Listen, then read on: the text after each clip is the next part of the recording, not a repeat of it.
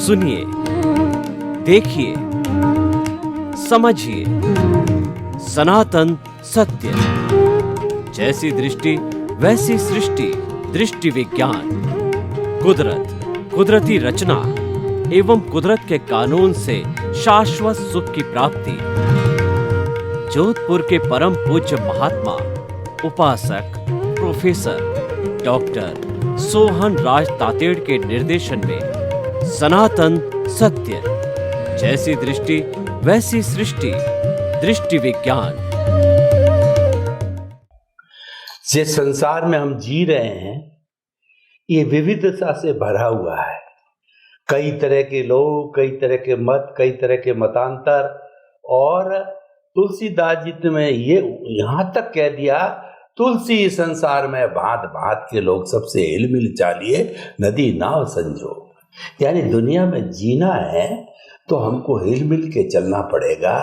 तो कृपया ग्रस्त रहते हुए, सब लोगों को सुनते हुए, सारी बातों और परिवार का जीवन जीते हुए भी हमें कुछ जो है अध्यात्म विज्ञान की दृष्टि से ऐसे सूत्र दीजिए कि हम हर लेवल के ऊपर, परिवार में हो, समाज में हो, लोगों के साथ में हो, धर्म चर्चा में हो, तो हम जो है अपना एक आइडियल, शांतिपूर्ण, अच्छा जीवन जी सकें, ताकि कोई अपने बारे में प्रश्न नहीं लगावे कि ये व्यक्ति ऐसा है और रोड़ा डालता है या जो है वो कुछ न कुछ भेदभाव पैदा करता है। कृपया एक ऐसा जो है सीधा रास्ता हम जी सके जीवन जीने की दृष्टि से बताइए।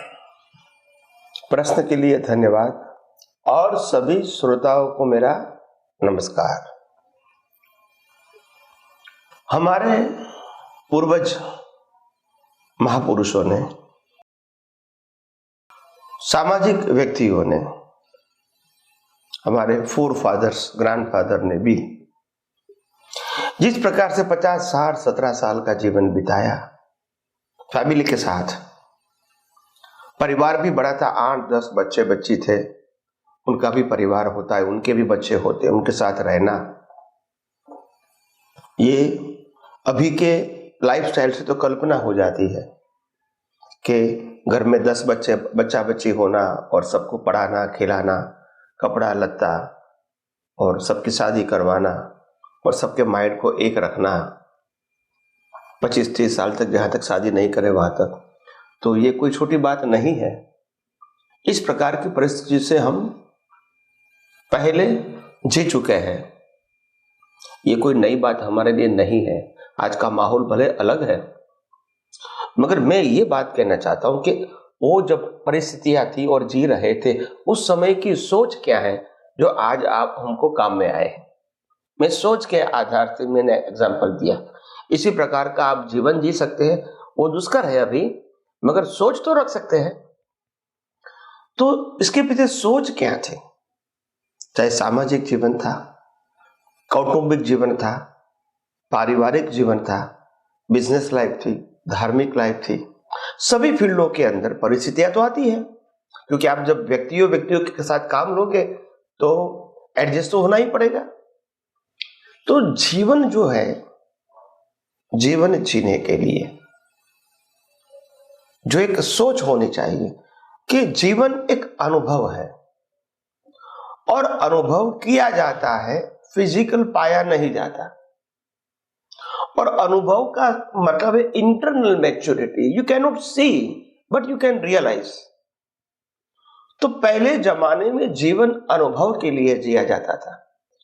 आपको आपकी परिस्थिति को महसूस करना है और हो सके तो करवाना है। कभी आपको बड़ा एजुकेशन लेना है, आपको डॉक्टर लाइन लेना है, मैं मानता हूं वो अच्छी बात है, वो भी मैं स्वीकार करता हूं, मगर डॉक्टरी लाइन के लिए, पढ़ाई के लिए जो पैसा चाहिए, फीस, वो मेरे पास नहीं है। अगर आप कोई सुविधा कर सकते हैं तो अच्छी बात है।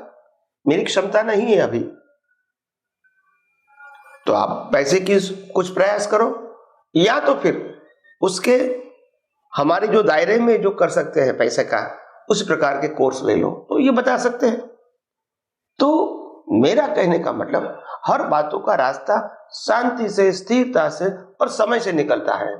हमारे आज के प्रयत्न से रिजल्ट आएगा ही वो जरूरी नहीं है, और जब रिजल्ट नहीं आएगा वहां तक कुछ ना कुछ सुनना भी पड़ेगा, because you are the big persons, और वो आपके ऊपर अपेक्षा रख के बैठे हैं, और इसीलिए वो आप फुलफिल नहीं करोगे तो उनकी जरूरियात के आधार से वो कंप्लेन भी करते रहेंगे कि आप इतना भी नहीं कर सकते, मगर वो हमको उनकी कंप्लेन नहीं देखना है। आप समझो, हमको ये समझना है कि भाई परिस्थिति ऐसी आ जाए, ऐसा हम प्रयास करते रहे और थोड़ी शांति और धीरज से काम लें।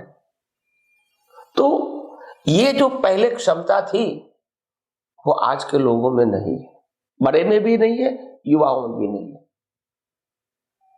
आप समझो, पिताजी फटे कपड़े पहनते थे, पुराने कपड़े पहनते थे और बच्चे को नए कपड़े देते थे, और बाहर से वो खुश रहते थे, क्योंकि उसको मालूम है मुंह के ऊपर भी निराशा नहीं दिखनी चाहिए, नहीं तो उसकी इंप्रेशन समाज में और परिवार में गलत जाएगी।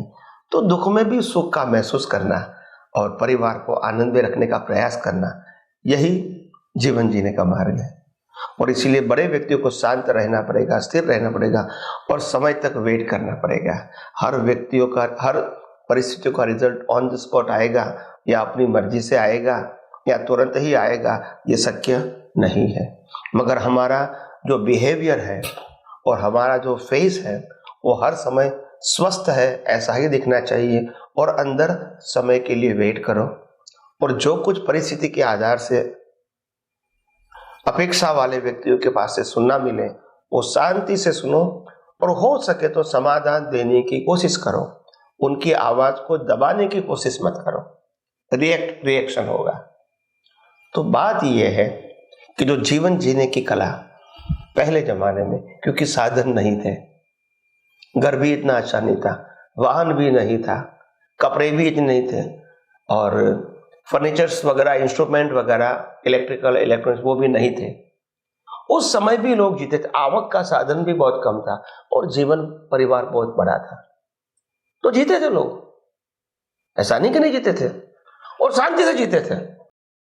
बहुत सारी कमियां होने के बावजूद भी, नेसेसिटी नहीं होने के बावजूद भी वो शांति से, स्वस्थता से, क्योंकि बड़े व्यक्ति है वो सब कुछ डाइजेस्ट कर लेता था। तो उनके एग्जाम्पल से युवाओं को, युवतियों को एक रिजल्ट मिलता है कि मैं पिताजी को कहूंगा, ठीक है मैंने बोल दिया गुस्से से, मगर आखिर वो क्या करेगा, तो उनको महसूस होने तक हम शांत और स्थिर रहेंगे। उत्तर देना वो कोई बड़ी बात नहीं है, उनको महसूस होने दो, फिर वो कंप्लेन नहीं करेगा। तो महसूस करवाने तक हमारी शांति, स्थिरता बनी रहेगी, और प्रयास भी होता रहेगा जब समय नहीं आएगा वहां तक, दोनों पैरेलल करना है। तो जब बड़ी व्यक्ति होती है उनकी मैच्योरिटी परिवार में अपने आप आ जाती है, वो ज्ञान दिया नहीं जाता है, वो ऑब्जर्वेशन से प्राप्त कर लेता है कि मेरे पिताजी ऐसे थे, मेरे पिताजी ऐसे थे, ऐसी परिस्थिति में वो इतने स्थिर रहे, शांत रहे।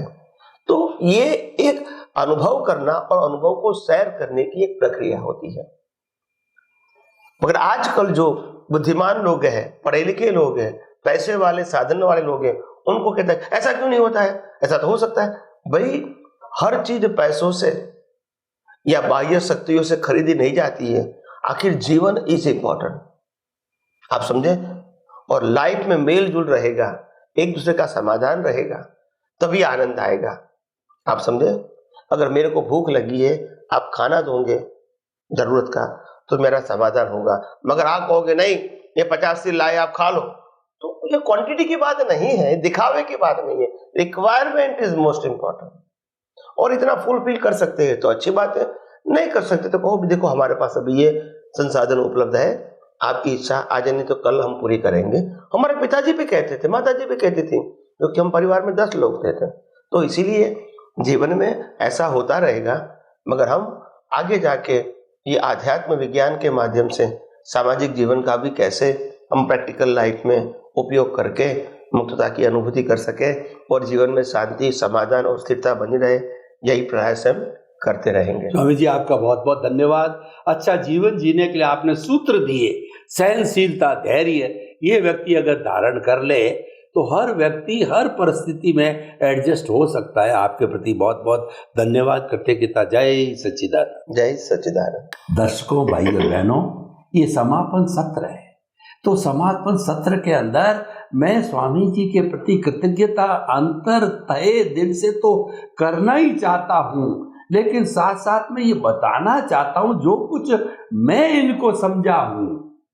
आपने तो अपना बाह्य परिचय दिया ही था, लेकिन मैं ये समझा हूँ कि एक सीधा साधा इंसान, परंतु उसके भीतर है ईश्वर विराजमान है। मैं ये कहना चाहता हूं कि ये देहधारी परमात्मा है, ये देहधारी ईश्वर है, क्योंकि ये जो कुछ भी समाधान देते, और मैंने इनके साथ में सैकड़ों एपिसोड किए हैं, तो मैंने पाया कि कोई भी तरह का सीधा उल्टा आगे पीछे कोई भी प्रश्न मैंने कभी भी रखा है तो कभी मैंने इनको सोचते देखा, रुकते देखा, कहीं नहीं देखा। क्योंकि ज्ञानी पुरुष होता है वो अपने ज्ञान दर्शन में से देखता है, जो कि संजय ने धृतराष्ट्र को दिखाया था, उसमें से सब निकल, टेलीपैथी से निकल के आता था। ज्ञान दर्शन का यही प्रभाव होता, उनको दिखता है, उस दिखने वाले से जो है वो निकलता, यानी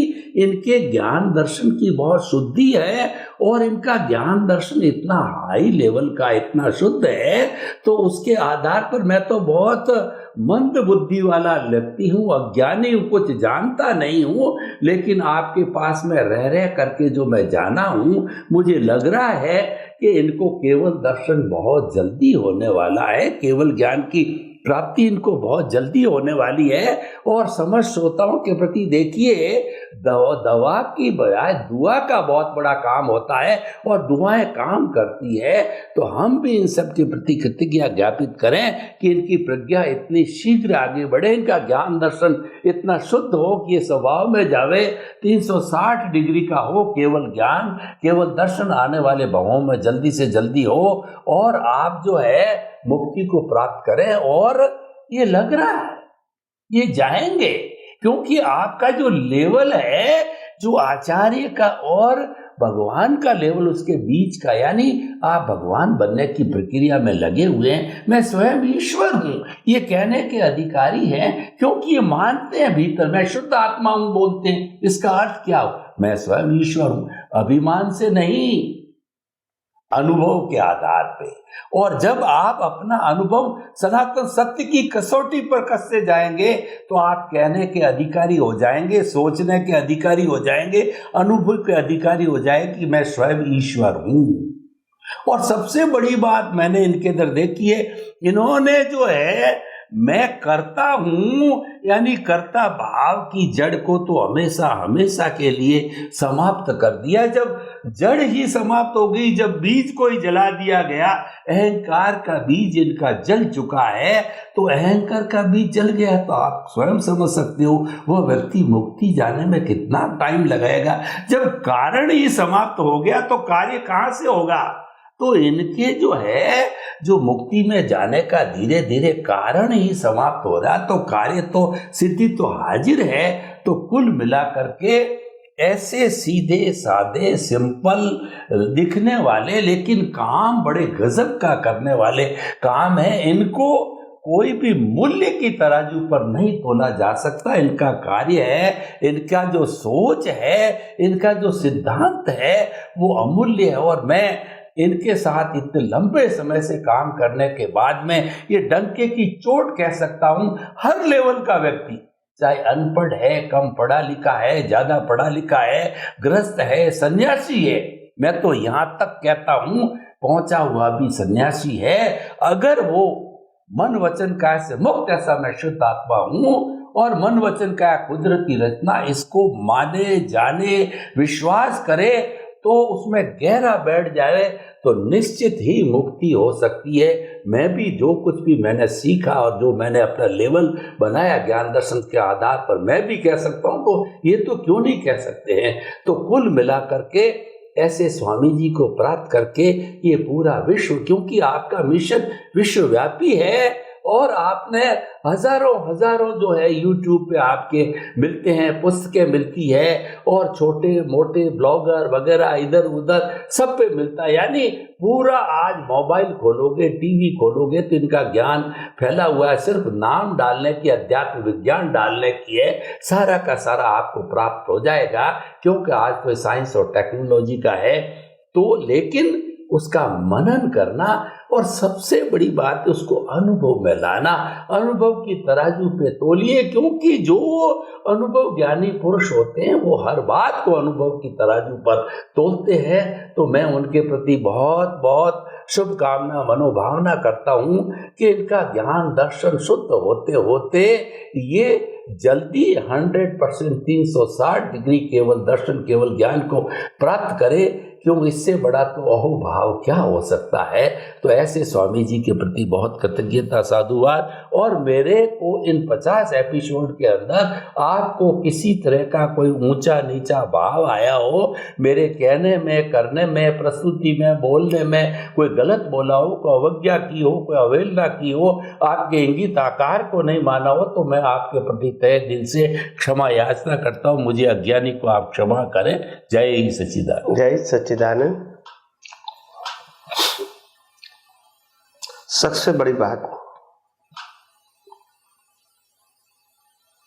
जो मेरे साथ ये अध्यात्म विज्ञान के ऊपर एपिसोड बना रहे हैं, प्रश्नोत्तरी कर रहे हैं, मैं जवाब दे रहा हूं, ऐसे सोहन राज जी तातेड़, जिन्होंने बहुत कुछ पढ़ाई भी किया है, एजुकेशन के बारे में भी काफी हाई लेवल का एजुकेशन है, प्रोफेसर भी रहे हैं, धर्म के बारे में भी बहुत कुछ जाना है, किताबें भी बहुत लिखी है, साधु संतों के परिचय में भी बहुत रहे हैं, और उनके खुद के भी हजारों एपिसोड आज भी YouTube में उपलब्ध है। इसके अलावा उन्होंने बहुत सारी किताबें लिखी है जो आम जनता को डे टू डे लाइफ में जीवन जीने की कला सिखाता है और प्रश्नों का समाधान देता है। ये सब कार्य उन्होंने नॉन कॉमर्शियल बेस पर किया है, कोई पैसा प्राप्त करने का इरादा से नहीं किया है, भले ही पैसे का खर्च होवे, मगर मेरे जीवन में मैंने जो कुछ भी पाया है उसका लोगों को लाभ मिलना चाहिए, ये आशय से इतनी सारी उम्र होने के बावजूद भी अभी भी प्रयास करते रहते हैं। तो इतनी सारी उम्र के बाद भी और सामाजिक जवाबदारियों के साथ भी और शरीर के स्वास्थ्य के साथ भी समझौता करके नई नई बातों को समझना, सीखना,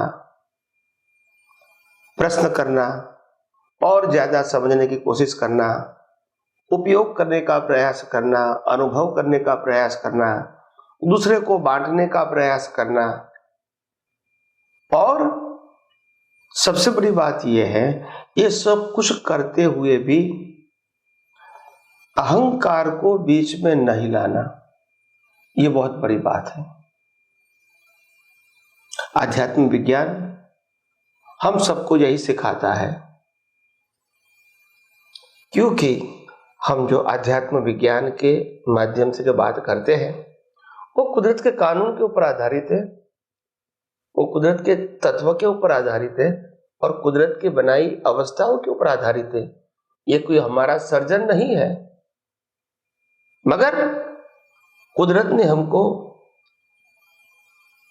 इस सनातन सत्य को, सनातन सिद्धांतों को, यूनिवर्सल ट्रूथ लॉ को समझने के लिए अगर हमारी लायकात होगी तो कुदरत ने यह विज्ञान ओपन किया है, दिया नहीं है, ओपन किया है। यानी मैं विज्ञान को देख सकता हूं और वो देखकर मैं दुनिया को भी यही कहना चाहता हूं कि ये विज्ञान कुदरत का था, कुदरत का है और कुदरत के पास ही रहेगा। मैं तो आपको वही विज्ञान को अनुभव करने का रास्ता बताता हूं। इसलिए विज्ञान मेरा है या मैं उसका क्रिएटर हूं, वो तो सब्जेक्ट है ही नहीं, और न दुनिया में कोई क्रिएटर है उसका। ये तो सनातन सत्य है। सनातन सत्य को अनुभव कर सकते हैं, बना सकते हैं या बदल सकते नहीं है। तो इसीलिए सोहनराज जी तातेड़ साहब भी अपने जीवन में बहुत सारे उतार चढ़ाव में से पास हुए हैं। अनुभव के बहुत सारे उनका जो आयाम है, सामाजिक, फैमिली वाइज, कॉमर्शियल में, अपने प्रोफेशन में, या तो धार्मिक वातावरण में, धार्मिक संस्थाओं के साथ, धर्मगुरुओं के साथ, ये सब के साथ एडजस्ट होते होते होते कुछ न कुछ समझते पाते पाते धीरे धीरे आगे बढ़ रहे हैं। जियो और जीने दो, हम भी जिएंगे और दूसरों को भी जीवन जीने का इतना अधिकार है। तो हमने जो कुछ भी समाज में से पाया है वो हम समाज को बांटना चाहते हैं, ताकि हमारा अनुभव भी और व्यक्तियों को काम में आए। और यही सबसे बड़ी महापुरुषों की महानता है। उनका जीवन सिर्फ खुद के लिए नहीं होता है, मगर खुद ने जो कुछ पाया है, अनुभव किया है, इसको अपने जीवन के चारित्र के माध्यम से, किताबों के माध्यम से, प्रवचन के माध्यम से, या इलेक्ट्रॉनिक्स मीडिया के माध्यम से लोगों के पास पहुंचाने का कार्य वो करते ही रहते हैं। और उनके लिए तो जीना इसी का नाम है। तो इस महान कार्य को जैसे जैसे हम समझ के साथ आगे बढ़ेंगे और इस महान कार्य को हम इतना ही आनंद और उत्साह से करते रहेंगे, और हमारी नियत और नीति अगर साफ होगी तो कुदरत हमको सहाय करती रहेगी, चाहे व्यक्ति के रूप में, वस्तु के रूप में, साधन के रूप में, और काम होता रहेगा।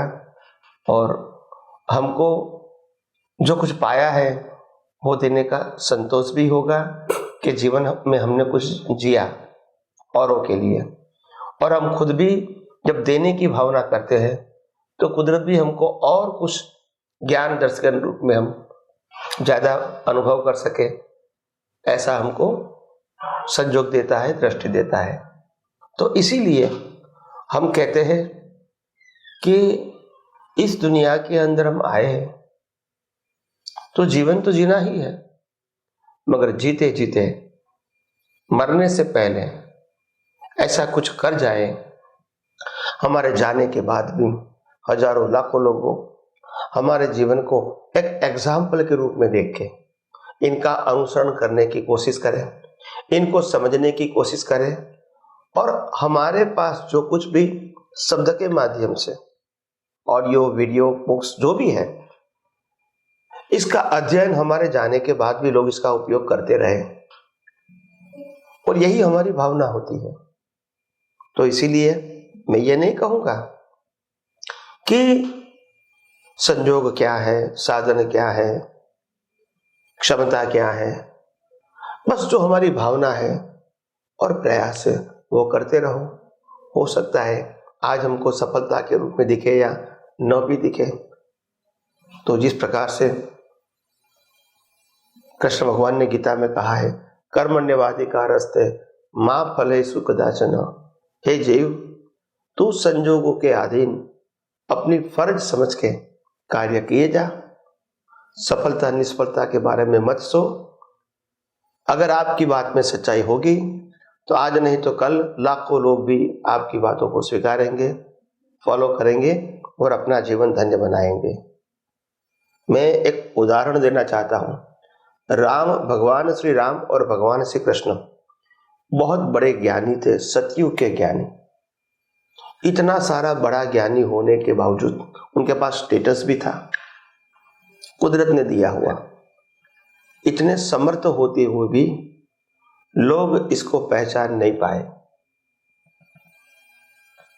और समय और संजोग के अधीन गीता तो निकल गई, बाकी सब ज्ञान तो समय समय पे बांटा वो कोई स्पेशल प्रवचन के रूप में, उपदेश के रूप में नहीं था।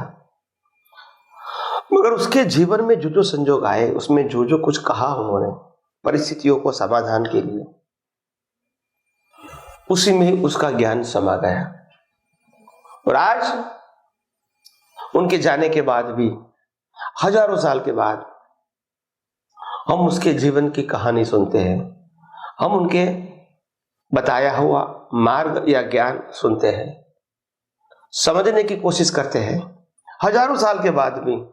क्योंकि भले उस समय लोग समझे या न भी समझे, मगर उसके ज्ञान में जो पावर था वो आज भी इफेक्टिव है। तो इंपॉर्टेंट बात क्या है, आपकी बातों में कुछ दम होना चाहिए, लोगों की भलाई के लिए, कल्याण के लिए, प्रगति के लिए। तो भले आज सुने के ना सुने, मगर कल सुनेंगे। तो इसीलिए हम धीरे धीरे अध्यात्म के मार्ग के द्वारा, जिस प्रकार से ये 50वां एपिसोड है जो संपन्न हो रहा है, और तातेड़ साहिब की हेल्प से ही ये हो रहा है, क्योंकि अकेला तो कोई कुछ नहीं कर सकता है, एक दूसरे के सहयोग से ही काम बनता है। और जीवन भी जीना उसी का नाम है, एक दूसरे से मिलकर आगे बढ़े। अहंकार की कोई ज़रूरत नहीं है, हम सब साधन के रूप में ही काम करते हैं। हम कोई दुनिया के अंदर कुछ देने के लिए, लेने के लिए आए, ऐसा तो है नहीं। मगर जो कुछ ज्ञान हमको दुनिया में आने के बाद मिला है, वो हम लोगों के सामने ही बांटना चाहते हैं। और हम खुद भी आध्यात्मिक मार्ग में और आगे बढ़ना चाहते हैं, ताकि हम भी एक दिन केवल ज्ञान और केवल दर्शन प्राप्त करके मुक्ति के मार्ग में आगे बढ़ें। और इस मार्ग के अंदर आगे बढ़ते बढ़ते हमारे से जो कुछ भी लोगों की भलाई के लिए, कल्याण के लिए जो कुछ भी कुदरत हमको संजोग देगी, हम करते रहेंगे, आगे बढ़ते रहेंगे। तो बस आप सबका जीवन भी धर्ममय, मंगलमय रहे और आध्यात्म की प्रगति करने वाला बने, यही मेरी शुभकामना है। और तातेड़ साहिब जी का भी स्वास्थ्य अच्छा रहे और ये कार्य आगे भी करते रहे, और इसके अलावा भी लोक कल्याण के कार्य उत्तमता से करते रहे, किताब के माध्यम से, एपिसोड के माध्यम से और सेमिनार के माध्यम से। यही मेरी उनको शुभकामना है। जय सच्चिदानंद।